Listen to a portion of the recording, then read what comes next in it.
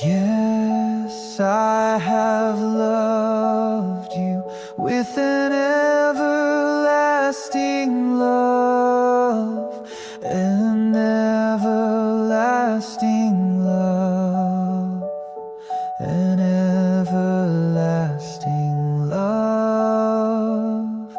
Therefore, with loving kindness have I drawn you, drawn you, drawn you.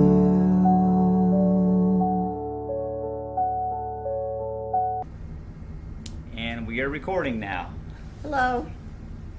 This is episode 2, and we're going to talk about asexuality and transgenderism and try to define some terms and clarify some things to help people understand a little bit more about these things. I'd like to start out by having Chastity give us her testimony about what she's gone through the years with the gender dysphoria, feeling like she should have been a girl and all those things, and then what she had to go through with medical interventions and some sexual abuse she went through that caused some of the conditions why she needed medical intervention, as well as needing to be put on hormones. And then I'm also going to have her explain the meaning of asexuality, because that applies to her as well. So I'm going to let you get started on that. Okay, yeah. Discovering these things about myself was actually kind of an interesting process, because I distinctly remember going down to the creek. I used to go down to the creek and I would pray there, and sometimes I would scream at God about things I was angry at God about. So, and I was screaming at God, well, why didn't you make me a girl? You know, why wasn't I born as a girl? You know, and I had like a big long list of reasons I would yell at God about why I should have been a girl. And that should have been a sign right then. And multiple things were happening, and at that time, I wasn't sure how much of my gender dysphoria was innate, how much of it was biological because I felt that way, and how much of it was just because people were treating me bad for being a boy and assuming that I was somehow evil. Because I was made fun of by the neighborhood kids. I distinctly remember how, like, when I would talk about going over to my friend Tasha's house, because you remember that, like, then the neighborhood kids, they were like, "Oh, well, you have sex with her?" I was a kid. I was like 9, 10 years old, and they were joking like that, and I became so repulsed at the idea of what they were saying. And so I got this idea back then, well, you know, if I had been born with a female body, then I could be friends with girls without people trying to turn it into a sexual thing. And I think the gender dysphoria and the asexuality both interplayed, very connected in such a way, because let me explain the terms here. So, asexuality is where somebody is not sexually attracted to people, because apparently most people are. And because I am not other people, I can't enter their brain and figure out what they're thinking. Only their words and their actions can I judge to realize that I'm different than them. Where when you're not sexually attracted to people, you don't see people and think about having sex with them. And apparently a lot of people are that way. Complete strangers they don't know, they instantly start imagining doing sexual things with them. And I was never that way. Plus, at the time of my gender dysphoria, I was a young kid. This is just a little bit before puberty. I started noticing I was different. And so I had this idea that, well, you know, I was meant to be a girl, and I could be friends with girls without it being sexual. So that was part of it. So at first, I just played it off as, well, this is just because of the way society treats me. They're treating me bad for being a man and having a friend that's a girl. And I always got along with girls better during that time because the boys were mean. The boys in the neighborhood and even at elementary school back at Lindbergh, were beating me up. So I got to hanging around the girls. The girls were nicer. They would talk and do jump rope or something, whereas the boys would just start punching me as soon as I came close. So I realized that I wasn't like the boys because I wasn't a violent jerk. So that was part of it. But now, looking back, and as I got older, as I became more of an adult, I started realizing that, no, this is just how I feel inside. It's more of just a feeling of that way, and my inclinations and my interests are just different. And I think with the gender dysphoria is that there's two things that happen. There's gender roles, which society has constructed. That's one thing, is gender roles that people decide, boys have to play with trucks and girls play with Barbies and all those types of, and what people wear. So that's gender roles that is cultural. It only applies to certain cultures. It might be different. If you're Scottish, you might be wearing a kilt, just saying. So that's cultural. But then people also have an inborn gender identity. And most people, their gender identity just happens to align with their body. So they call those people cisgender. And that cis is a Latin prefix, if I'm not mistaken, means on the same side of. So their gender identity is on the same side of what their body is. And it's spelled CIS. Yes, CIS. And so cisgender is the way most people are. And cisgender just means you're not transgender. Transgender is like a cross, like transportation, transatlantic, across the Atlantic Ocean. So these are just prefixes to describe whether you're on the same side or on the opposite side. So when you're transgender, your inner sense of your identity is on the opposite of what people think you are when they look at your body. And so it's a mismatch between the body and the mind, or the soul, as I like to call it. And I think people get it confused because they think that gender identity is the same as a sexuality, and it's not. Because in the case of LGBT, T is not the same as LG or B, because those are sexual orientations, who you're attracted to. Whereas being transgender is about your own sense of identity, but it doesn't have to include who you're interested in having sex with. And for a person like me who's not interested in having sex with anybody, being transgender is completely compatible with asexuality. Whereas I suppose for people who are themselves straight or gay, then their gender identity has to then mix with their sexuality, so it's hard to separate. Yeah. So I can just separate it a little better than most people to try to explain it in an objective sense. Yeah.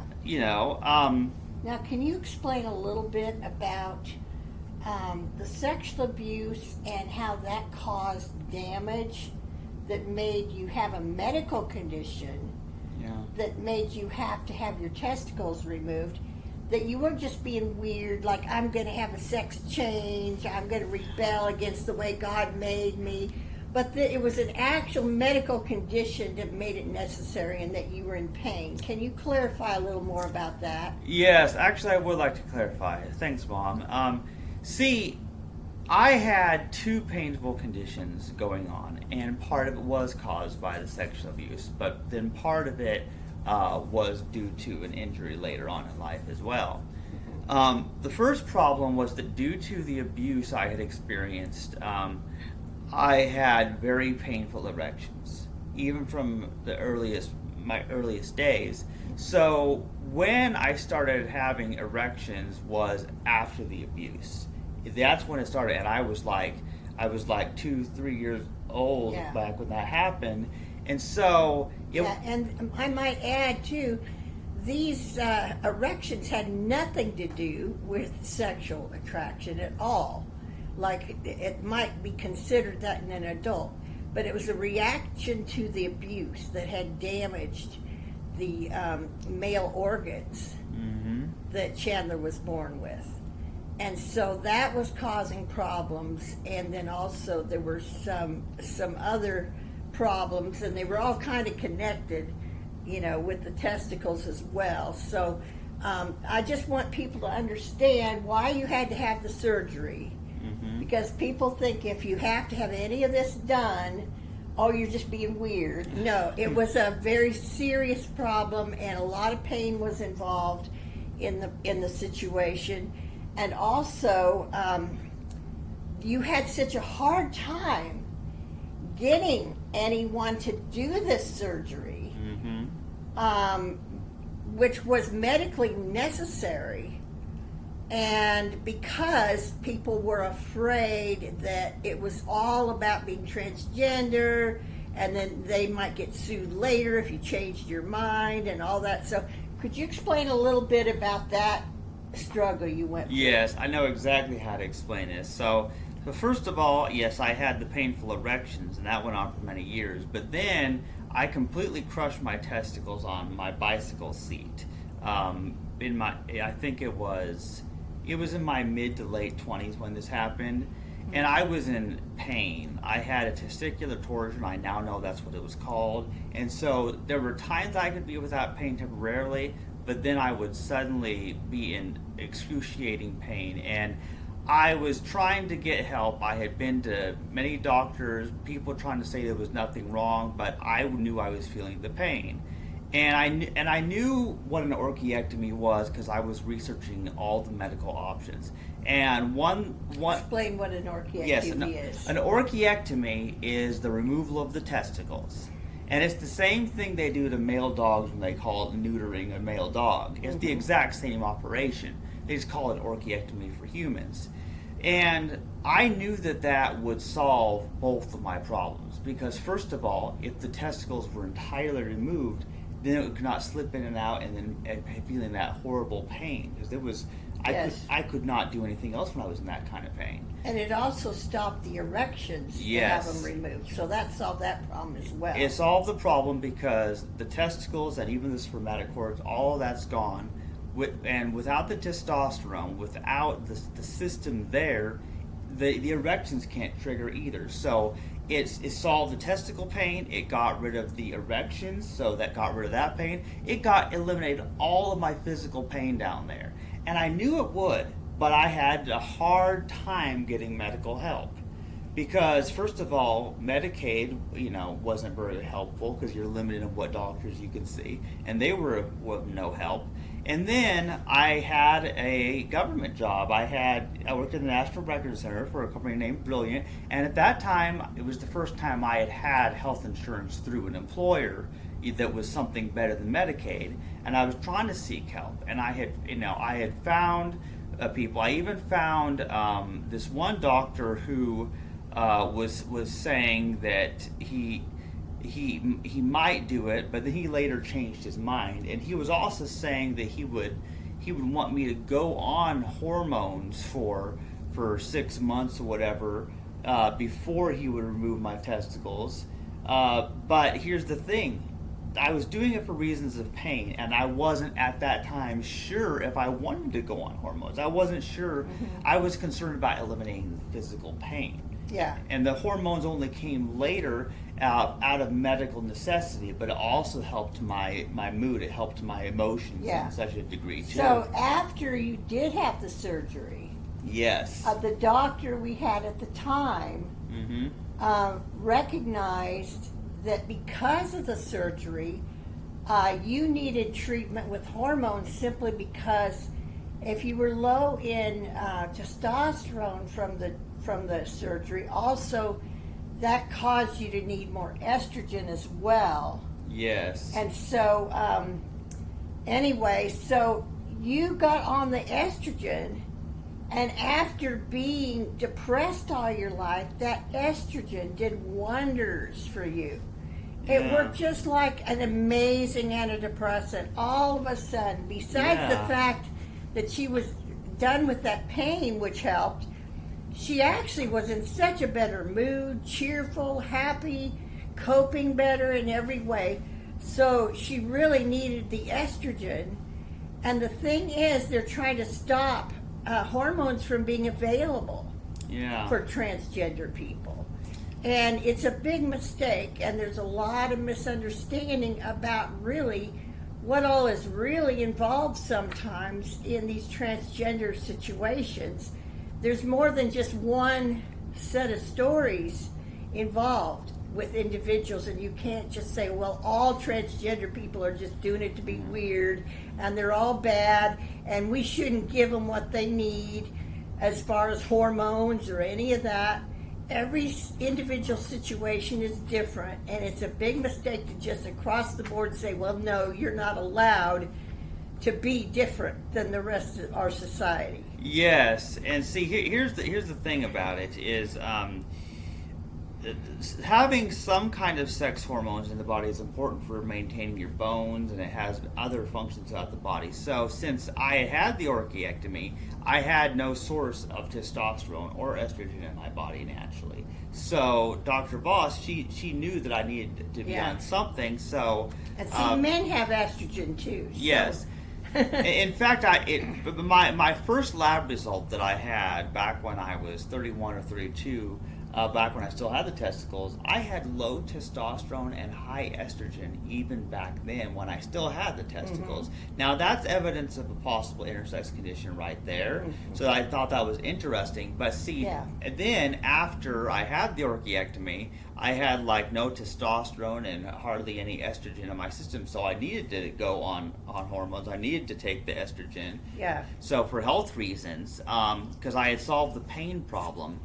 And Dr. Voss, she understood that, and there are people who understand that, but a lot of people, they just judge me. They just think that the reason I'm on hormones is just to change the appearance of my body. But that comes secondary to my mental health and my health in general of how I feel and whether I'm able to operate my body too. Right. Yes. Okay. Now, there's some scriptures I want to get into. I don't know if you, our audience knows what a eunuch is, but eunuchs are mentioned in the Bible, and they are people who have had their organs removed, their sex organs removed, because sometimes it's because they were considered like the slaves, and they were just supposed to serve everybody, but there were other reasons too. And so I'm going to read some scriptures here. Jesus talks about eunuchs in the Bible here in Matthew chapter 19, and I'm going to read 10 through 12 because this is pertinent to what we're talking about. And you might say that like a eunuch that he's referring to can be considered similar to like an intersex person who many times is not able to procreate because of their condition as well. And in the Old Testament of the Bible, it was very important to the Jews to propagate. It's kind of like they were supposed to continue to populate the earth with their kind, and this was considered like a duty, and so the people were looked down on that couldn't have children for some reason. But Jesus was talking with disciples and some others about marriage, and he was mentioning how you should marry another person unless you get divorced because somebody has been unfaithful to you, and then you can have another relationship. So anyway, but in verse 10, his disciples say unto him, if the case of the man be so with his wife, it is not good to marry. But then Jesus said, all men cannot receive this saying, save they to whom it is given. For there are some eunuchs which were so born from their mother's womb, and there are some eunuchs which were made eunuchs of men, and there be eunuchs which have made themselves eunuchs for the kingdom of heaven's sake. He that is able to receive it, let him receive it. So he was saying it's not for everybody to remain single, but then there are other scriptures that talk about people that are asexual or just not able to procreate, and that some of them choose to be that way. Yeah. And it's for the kingdom of heaven's sake, meaning that he also talks about how, if people are married, they're always distracted by trying to please their husband or wife. And some people that feel called to stay single do so because they want to totally focus on serving God. And so they're doing it for that special reason, but it's not for everybody. It's a special gift that God gives some people to do.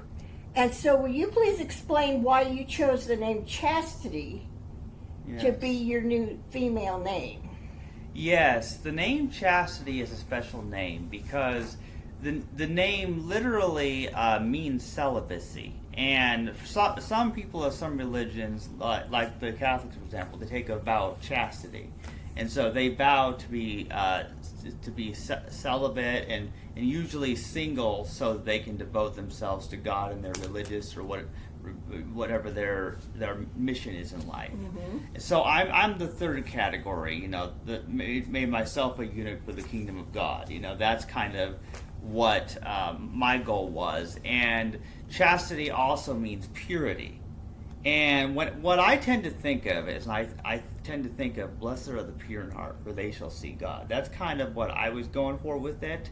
But also, the name Chastity also has a special cultural significance because Sonny and Cher Bono, they had a daughter that they named Chastity. Mm-hmm. Interestingly, that they no longer go by that name. They changed their name to Chaz and became a man. So there's that.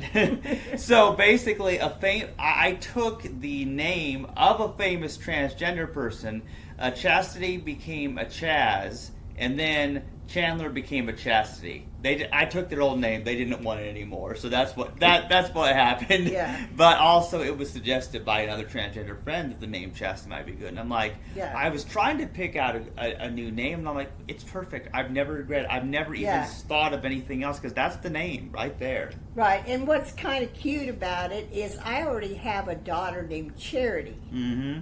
So then I have a Chastity now as well, and so it can be, people can maybe get those mixed up. But what was unusual, Chastity was a very popular name about the time my daughter Charity was born, and people kept calling her Chastity, and I had to say it's Charity, and now I have a Charity and a Chastity. Yeah. So I just thought that was a little interesting thing. But back to the eunuch situation, I'm looking up in the book of Isaiah in the Old Testament, something that God said about the eunuchs. Before we move on to Isaiah, I want to expand on the verse that you just read from Matthew as well. Oh, okay. About the eunuchs. So, because Jesus mentioned the three categories of eunuchs, the ones that were born that way from their mother's womb. Mm-hmm. So that refers to like intersex people that they, right from the time they were born, they were neither male different. nor female. And often they could not reproduce because of the way their body was. Now, the second category, those who were made eunuchs of men,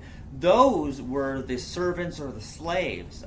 Kings would have these slaves, and they got to live in the palace as servants, but they got to eat the king's food and everything, so they had a place to live and a job, but they had to have their testicles removed because these kings did not want their servants to have the ability to get their wives pregnant.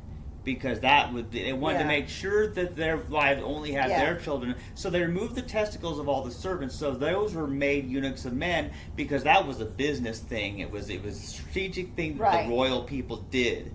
And then the third categories are those who are literally choosing celibacy, often for religious or spiritual reasons. There are many people it's usually not just Christians, but also people of Eastern religions have a special focus on celibacy as well.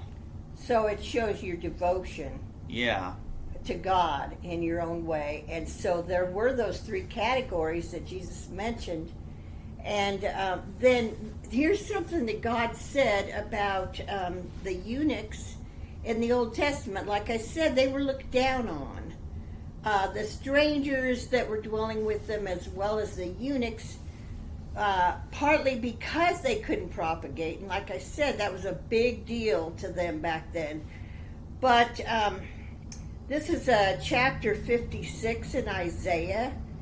And I'm going to read 1 through 5, I believe. Yeah.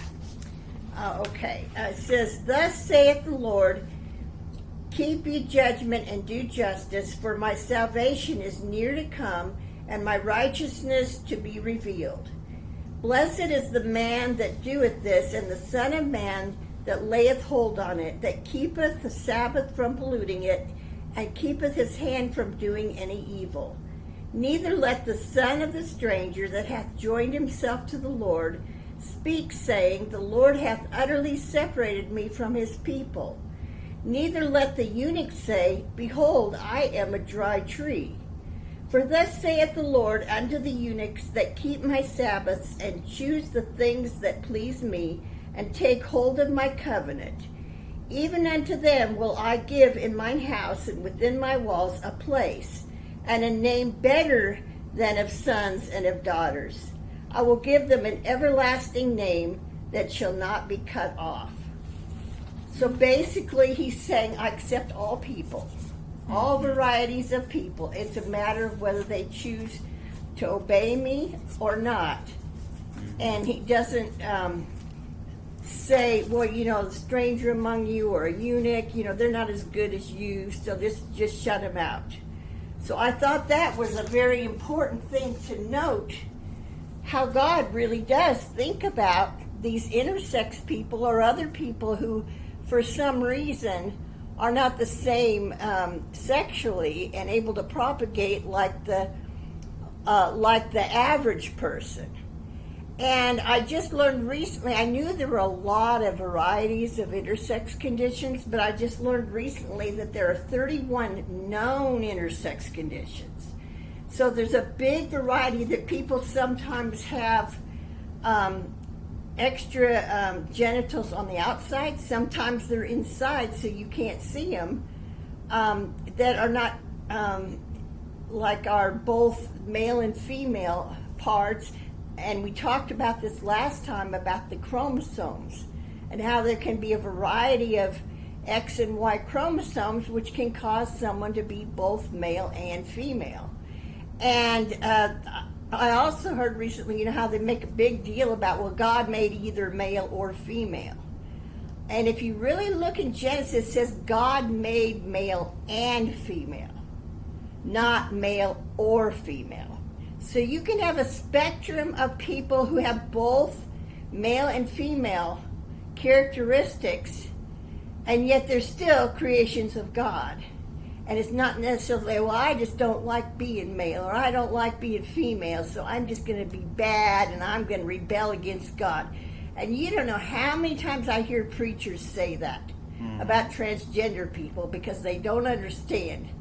I mean, maybe there's some people like that are trying to rebel, but I doubt it. I doubt if most of them are wanting to be transgender for that reason. And so there's just so much condemnation and misunderstanding about transgender people because people don't understand about intersex conditions that have a part of it. Yeah. And so anyway, and Chastity already mentioned about the difference between cisgender and transgender, but they've done a study of the brains. They have a way to do like the imaging of the brains and see the different characteristics of the brains. And the cisgender brain of either male or female, they've taken pictures of that and compared it to transgender people who choose, were born male and choose to be female, or female and choose to become male. So in other words, but what they find out is that the cisgender brain of a male is close to the characteristics of a transgender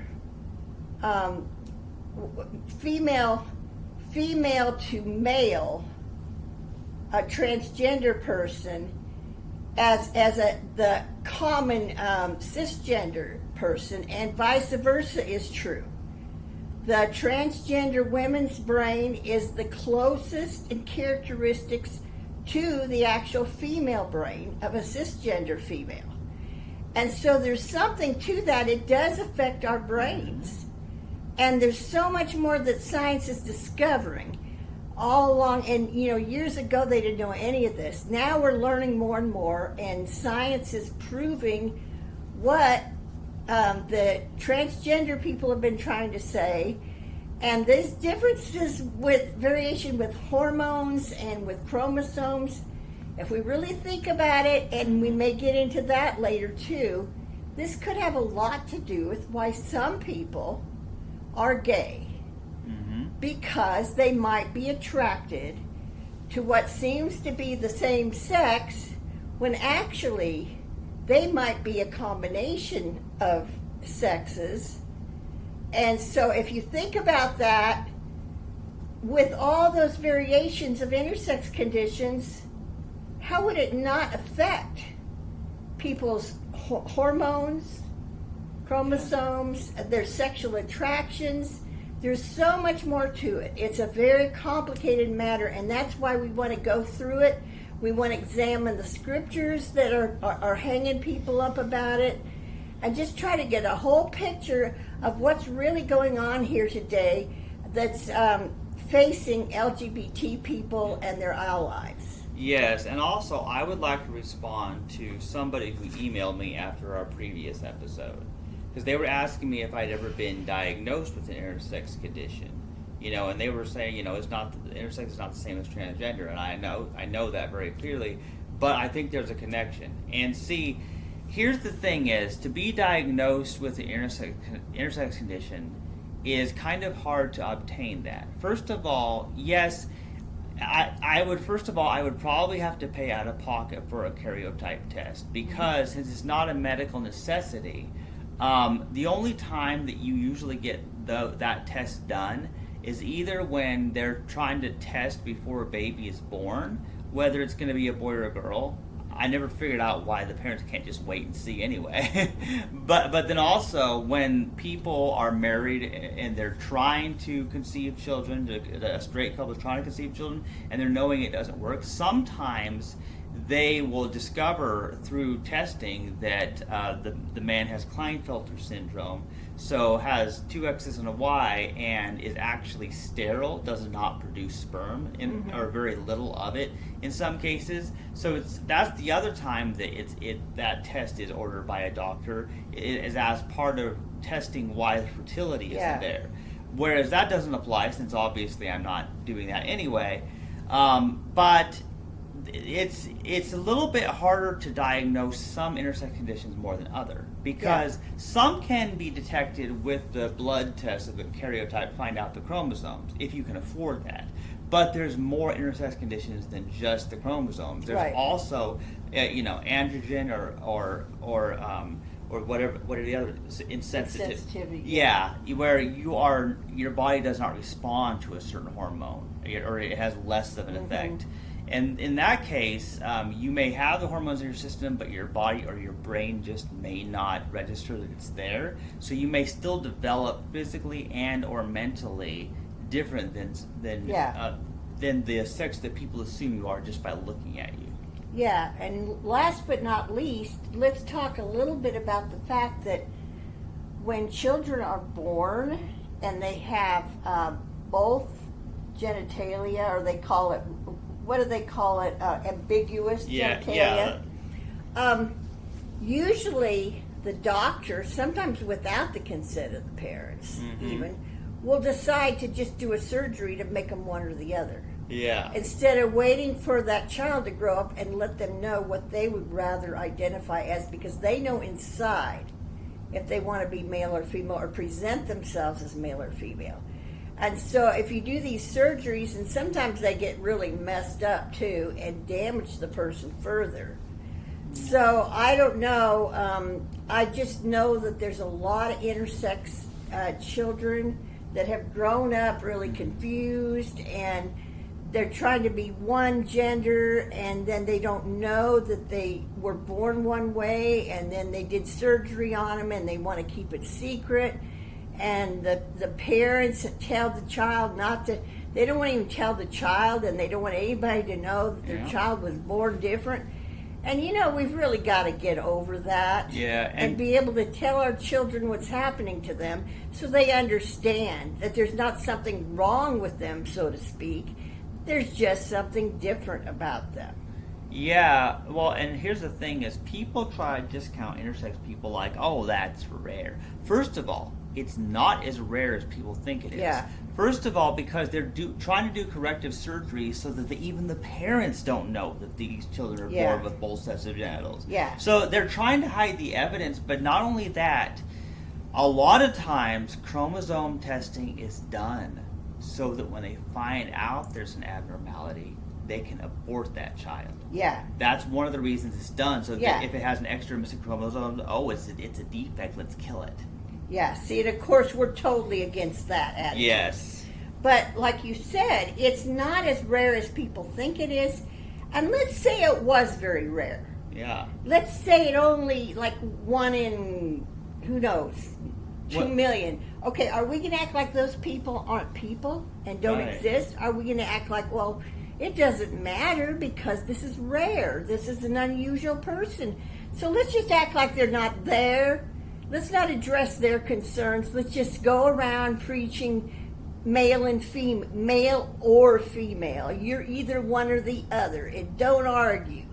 See, that nonsense has got to stop, and it's time for us to speak out and say, look, there's another side to this, and this approach is just totally wrong and dismissing people, because most people don't even know that intersex people even exist. And yet they're people too, and we want to speak up for them because they're being shamed for being born a certain way, and that's just something that needs to stop. Yes, and also let's talk about rare for just a second, because for the math nerds out there, let me make this very clear. First of all, it's estimated that 1 in 500 men have Klinefelter syndrome, is what the statistics I had read. But let's just say that 1 out of a million people, out of every million people, was intersex of some kind. Well, 1 billion is 1,000 times a million, and there are 8 billion people. So if you're 1 in a million, there's still 8,000 people in the world just like you, if there's a population of 8 billion. So when we consider the huge sample sizes of population, something being rare is still a lot of people. Yes. Now, in case people have forgotten, let's reference again and define what Klinefelter syndrome is, because you just mentioned it again and how common it is.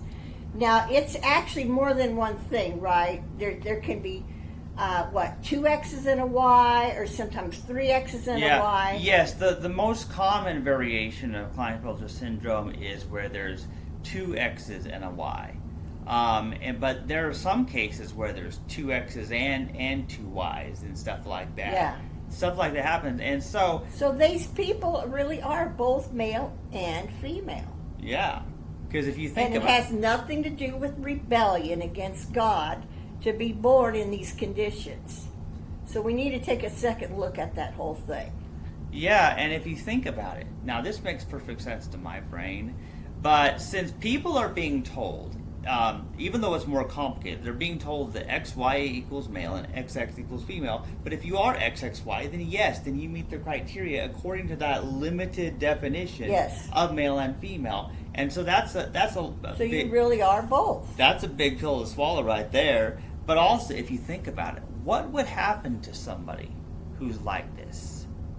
They might be so, they might be such a hybrid, they might be such a combination of male and female that, yes, they could end up being transgender and have to figure that out, but also, this could explain asexuality and bisexuality. Because if you think about it, when you're asexual and you're not attracted to anybody, or you're bisexual, you're attracted to both. If you think about it, since they have this competing sides of male and female, and their brain is partly this way but partly this way, Yeah. they might look at people of both genders and they might think, I can't discriminate between these two. I like them both, or I don't like them both, as the case may be. Yeah. That's another effect I feel like it can have, because I feel like it played that way out in my case. Right. Yeah, and I like the way my son-in-law puts it about chastity. He says, well, chastity's the best of both worlds. So it's my son and daughter combined, and that's why we call her a hybrid, because she has good qualities from both sides, and she can function in whatever role she's needed. Yes. And there's no problem with that. That's right. And I just want to be clear, because one person did comment this. When my mom calls me a hybrid, it's not an insult. Just want to clear that up. It's not an insult. It's just that the way you would refer to, like plants that are, when they crossbreed two plants, for example, they refer to as a hybrid. Yeah. We just only mean that I'm more than one thing. Yeah. Yeah, it's like you're a special, unique Eunuch. unique eunuch, and you're a new combination of plants that makes you special. Yeah. Certain flowers that are hybrids have the good qualities of both. Yeah. So it's definitely not an insult. Yeah. And speaking of... We like to call... Well, she started referring to herself as a hybrid. Yeah. And thought that was kind of funny. And I thought, well, yeah, that's kind of what you are. So... Yeah, well, in fact, one time at Hy-Vee, this customer, they weren't sure what I was, and they were trying to refer to me as a sir or a ma'am, and I just explained, it's real simple. My mother was a woman and my father was a man, and so I'm a hybrid. Yeah, and of course that was a joke, because everybody's mother is a woman and father's a man, or they wouldn't be here. I know. But It we have a hybrid here with a wonderful sense of humor. Yeah. So someone thought I was insulting you, calling you a hybrid? Yes, yeah, that person who emailed me, they thought it was insulting. And another thing, and there's a misconception about your email address, because first of all, there was somebody years ago who said, well, isn't it kind of transphobic of your mom to have Navy Boy Mom as her email? And first of all, that email was established back when I was in the Navy, and I was known as a boy back then. Yeah. So that happened long before. Right. And that's an important part of history. Right. And the reason I kept that email, in spite of the fact that my hybrid is now identifying as female mostly, is I was just so proud of her for even trying to go in the Navy. And at that point, she was a boy, so I made it Navy Boy Mom. And I keep that email because I want the whole world to know how proud I am that she even tried. Mm-hmm. She got picked on for even trying to do it, and it was courageous of her to do it. She ran into some problems there, but there weren't very many people that would even step out and try that. And God brought her through that and got her back home, but there was some good that came out of it, and she learned some things. And I will always be proud of her for even trying. And so she was my Navy boy back then, and I was her mom. But now she's my boy-girl hybrid, and I'm still proud of her, but I'll always be proud of her for trying. And I want everybody to know how courageous she was back when she was a boy.